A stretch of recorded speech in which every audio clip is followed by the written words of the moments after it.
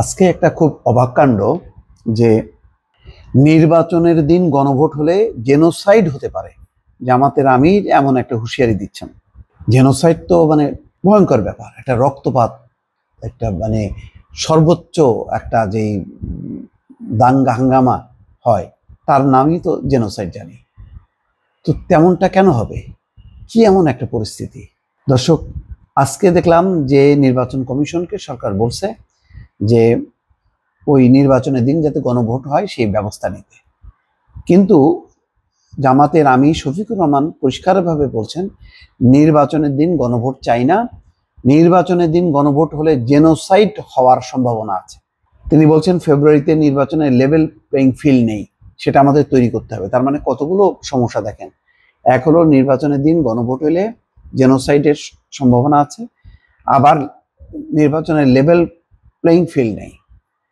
এই নির্বাচন না হলে দেশে সংকট দেখা দেবে, কিন্তু আমরা কোনো সংকট তৈরি হতে দেব না, সেটা ভালো কথা, নির্বাচনটা দরকার। কিন্তু জেনোসাইডের অর্থটা কি?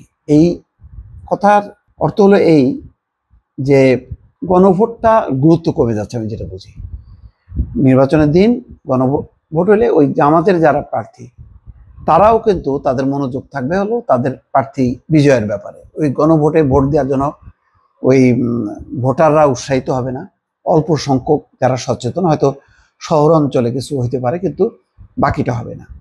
এবং সেটা খুব কম সংখ্যক হইলে ওইটার ভিত্তিতে মানে জুলাই সনদ বাস্তবায়নের বিষয়টা গুরুত্ব কমে যাবে। তবে জুলাই সনদ যেহেতু স্বাক্ষর করছে, ফলে গণভোট হোক বা না হোক সবাই কিন্তু আসলে জুলাই সনদ মানে জামাতও কমিটেড, বিএনপিও কমিটেড, যারাই আসবে। এবং এমনকি একজন এমপি হিসেবে যে যাবেন অন্য দল থেকে, তারাও কিন্তু প্রথম দিন থেকেই জুলাই সনদ বাস্তবায়ন হবে এই দাবিটা করবে।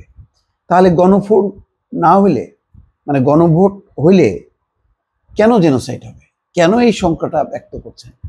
এটা কিন্তু খুবই একটা শঙ্কার কথা। এখন হয় কি, ধরেন শীর্ষ পর্যায় থেকে যখন নাকি কোনো নেতা বলেন তখন এটার একটা গুরুত্ব আছে। এমনি যদি মানে অন্য নেতারা বলেন তখন মনে হবে যে না, এটা মিঠো বক্তব্য, এটার তেমন কোনো গুরুত্ব নেই, এটা হয়তো কথার কথা অথবা রাজনীতি জন্য সমালোচনা করার জন্য দরকার, সেটা সমালোচনা। কিন্তু এইটা তো খুব মানে গুরুতর একটা অভিযোগ চলে আসলো যে জেনোসাইড হওয়ার সম্ভাবনা আছে। তাহলে এটার আরো মনে হয় বিস্তৃত ব্যাখ্যা দরকার, না হলে মানুষ কিন্তু এটা হবে এবং রাজনৈতিক অঙ্গনেও এটা নিয়ে নানা রকম প্রতিক্রিয়া দেখাবে। জেনোসাইড কিন্তু যেন তেন কথা না, বলতে পারে যে গণভোট নিয়ে একটা সংকট তৈরি হবে, বিএনপি হয়তো মানবে না, গণভোটের এই বাক্সগুলি সরাই ফেলতে বলবে, এই সমস্ত কথাবার্তা। কিন্তু জেনোসাইড মানে তো একটা দাঙ্গা হাঙ্গামার ব্যাপার।